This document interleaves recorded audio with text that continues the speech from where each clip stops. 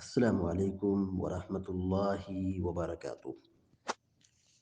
الحمد للہ رب العالمین والعاقبۃ للمتقین والصلاة والسلام علی اشرف الانبیاء والمرسلین نبینا محمد وعلی آلہ وصحبہ اجمعین ومن تبعهم بإحسان إلى يوم الدين أما بعد، فقال الله عز وجل: أعوذ بالله من الشيطان الرجيم وأقيموا الصلاة وآتوا الزكاة وما تقدموا لأنفسكم من خير تجدوه عند الله إن الله بما تعملون بصير۔ سورة البقرہ کی آیت نمبر 110 ابھی آپ کے سامنے تلاوت کی گئی ہے۔ آیت کا ترجمہ یہ ہے: وَأَقِيمُوا الصَّلَاةَ وَآتُوا الزَّكَاةَ، اور تم لوگ نماز کی پابندی کرو، نماز قائم کرو اور زکوٰۃ دو۔ وَمَا تُقَدِّمُوا لِأَنفُسِكُم مِّن خَيْرٍ تَجِدُوهُ عِندَ اللَّهِ، اور تم جو کچھ بھی خیر کا کام آگے بھیج رہے ہو، مقدم کر رہے ہو، وہ تمہارے لیے ہے۔ وَمَا تُقَدِّمُوا لِأَنفُسِكُم مِّن خَيْرٍ، اور جو بھی کچھ بھلائی، نیکی، صدقات و خیرات جو کر رہے ہو، یہ تمہارے ہی لیے ہے۔ تجدوہ عند اللہ، مزید یہ کہ تم اس کو اللہ کے ہاں پاؤ گے، یعنی اس کا اجر، اس کا بدلہ، اس کا ثواب تمہیں آخرت میں ملنے والا ہے۔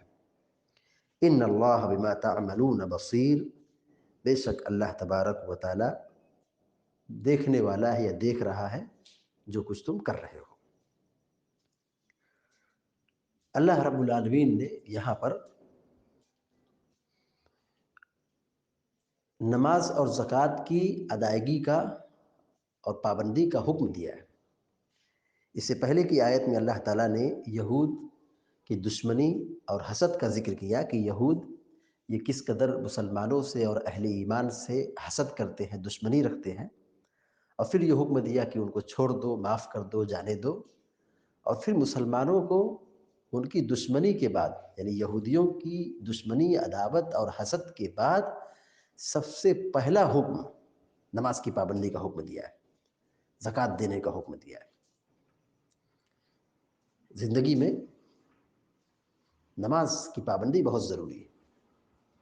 توحید کے بعد، ایمان لانے کے بعد سب سے پہلا فریضہ یہی نماز ہے۔ نماز کے بغیر زندگی برباد ہے۔ اللہ رب العالمین نے نماز اور زکوٰۃ کا قرآن کریم میں بار بار حکم دیا ہے۔ نماز قائم کرو، یعنی اس کے فرائض، اس کے واجبات اور اس کے سنن کے ساتھ، وقت کی پابندی اور جماعت کی پابندی کے ساتھ نماز پڑھو۔ نماز یہی ایمان کی نشانی ہے۔ جس کی زندگی میں نماز ہو وہ مومن ہے، وہ صاحب ایمان ہے۔ اور جو آدمی نماز کا پابند نہیں ہے، بہرحال وہ خطرے سے خالی نہیں۔ اہل علم کے جو فتاوے ہیں، علماء کی جو فتاوے ہیں نماز چھوڑنے کے متعلق، یہ روٹے کھڑے کر دینے والے ہیں۔ امام ابو حنیفہ رحمہ اللہ لکھتے ہیں، ان کے بارے میں یہ بہت مشہور قول ہے کہ بے نمازی کے بارے میں کہتے ہیں کہ ایسے آدمی کو جیل میں ڈھکیل دینا چاہیے، وہ دنیا میں رہنے کا، لوگوں کے ساتھ رہنے، سماج میں رہنے کے لائق نہیں۔ جب تک کہ وہ توبہ نہ کر لے تب تک اس کو جیل سے رہا نہیں کیا جائے گا۔ امام مالک رحمہ اللہ کہتے ہیں کہ جو بے نمازی ہے، نماز نہیں پڑھتا ہے، حاکم وقت کی ذمہ داری کہ اس کو قتل کر دے، بے نمازی کی سزا قتل ہے۔ امام شافعی رحمۃ اللہ علیہ بھی یہی کہتے ہیں کہ بے نمازی واجب القتل ہے۔ امام احمد بن حنبل رحمہ اللہ یہاں تک کہتے ہیں کہ جو نماز نہیں پڑھتا ہے وہ اسلام سے خارج ہو گیا، اس کو، وہ کافر ہو گیا، اس کو قتل کر دینا چاہیے، یعنی حاکم وقت کی ذمہ داری ایک ایسے آدمی کو قتل کر دے۔ تو نماز بہت ضروری ہے۔ اللہ رب العالمین نے نماز کے ساتھ زکوٰۃ کا ذکر کیا ہے، نماز پڑھو، زکوٰۃ دو۔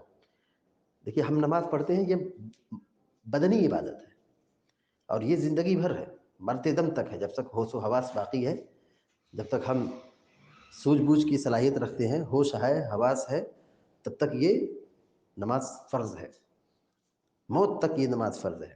اللہ تعالیٰ نے نماز کے بعد زکوٰۃ کا ذکر کیا ہے۔ زکوٰۃ یہ بہت اہم ترین عبادت ہے، مالی عبادت ہے۔ نماز یہ اللہ سے قریب کرتی ہے، مخلوق کو خالق سے ملاتی ہے، اور یہ مال یہ خدمت خلق ہے، یعنی ہم اللہ کی عبادت بھی کریں، نماز کی پابندی بھی کریں، اور اپنے سماج کے، معاشرے کے جو یتیم ہیں، بیوائیں ہیں، غریب ہیں، مسکین ہیں، ان کا خیال رکھیں، یہ خدمت خلق ہے۔ اور اللہ رب العالمین نے آگے فرمایا وَمَا تُقَدِّمُوا لِأَنفُسِكُم مِّنْ خَيْرٍ، اور تم جو کچھ خیر کا کام مقدم کر رہے ہو یہ تمہارے لیے ہے، یعنی یہ ترغیب دلائی جا رہی ہے کہ کثرت سے آدمی نیک کام کرے، جو بھی آدمی نیک کام کر رہا ہے اس میں اسی کا بھلا ہے۔ وَمَا تُقَدِّمُوا لِأَنفُسِكُم مِّنْ خَيْرٍ، تم خیر کا کام جو بھی مقدم کر رہے ہو، آگے بھیج رہے ہو، آخرت کے لیے بھیج رہے ہو، اس میں تمہارا ہی بھلا ہے، اس میں تمہارا ہی فائدہ ہے، یعنی یہ ذخیرہ آخرت ہوگا، توشہ آخرت ہوگا، آخرت میں بدلہ ملے گا، ثواب ملے گا، جنت ملے گی، جہنم کی آگ سے رکاوٹ اور نجات حاصل ہوگی۔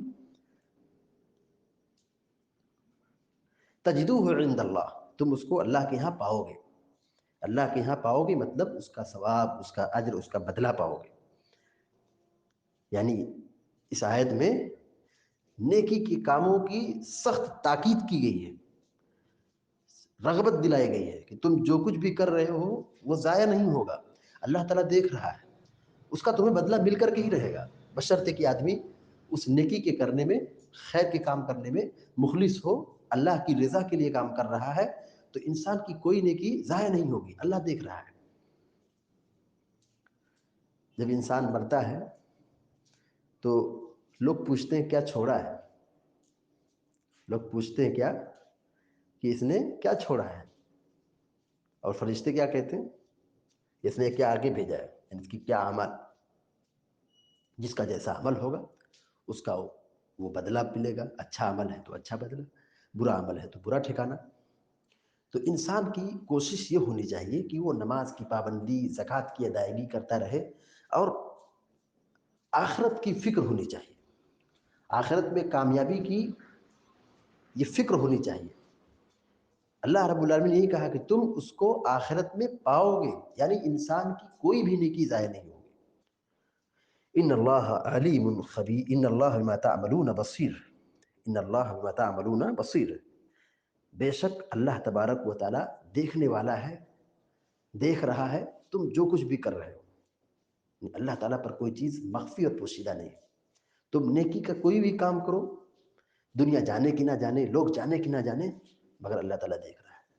جب اللہ تعالیٰ دیکھ رہا ہے اور ہمارے اعمال کاؤنٹ کیے جا رہے ہیں، لکھے جا رہے ہیں، فرشتے موجود ہیں، وہ ہماری اچھائی اور برائی کو لکھتے ہیں، نوٹ کرتے ہیں، اللہ تعالیٰ دیکھ رہا ہے، تو انسان اس چیز کو اپنے ذہن و دماغ میں بٹھا کر رکھ لے کہ اللہ تعالیٰ دیکھ رہا ہے۔ اس سے انسان کو حوصلہ ملتا ہے، اس سے انسان کو تسلی ملتی ہے کہ آدمی نے نیک کام کیا، اب وہ آخرت کے لیے بھیج دیا، اس نے نیکی کی ہے اللہ کے لیے، اس کا مقصد یہ نہیں کہ لوگ جانے، لوگ پہچانے، نام ہو، چرچا ہو، شہرت ہو، میری تعریف ہو، میری حیثیت بڑھ جائے، میری تعریف کی جائے، لوگ میری عزت کریں، میری قدر کریں۔ انسان کی سوچ یہ نہیں ہونی چاہیے۔ ان اللہ بما تعملون بصیر، بے شک اللہ تعالیٰ دیکھ رہا ہے جو کچھ تم کر رہے ہو۔ یہ انسان کے لیے بہت بڑی تسلی ہے کہ اللہ تعالیٰ نیکی کا بدلہ دینے والا ہے، نیکی کو بیکار نہیں کرے گا، انسان کا جو بھی عمل ہوگا اس کا بدلہ ملے گا، اچھا عمل کیا ہے تو اچھا بدلہ ملے گا، اور اگر اس نے گناہ اور شر کا کام کیا ہے تو بہرحال وہ اللہ کے عذاب سے بچ نہیں سکتا ہے۔ تو اس میں ہمارے لیے اور آپ کے لیے اور سارے مسلمانوں کے لیے بہت بڑی عبرت اور نصیحت یہ ہے کہ وہ آخرت کی فکر پیدا کریں، آخرت کے لیے جئیں، اور آخرت کی کامیابی کی فکر کریں۔ اللہ تعالیٰ سے دعا ہے اللہ تعالیٰ ہم سب کو، آپ سب کو نیک عمل کی توفیق عطا فرمائے، آمین یا رب العالمین۔ اقول قولی هذا واستغفر الله لي ولكم ولسائر المسلمين فاستغفروه انه الغفور الرحيم، وصلى الله على نبينا محمد وسلم تسليما كثيرا، والسلام عليكم ورحمة الله وبركاته۔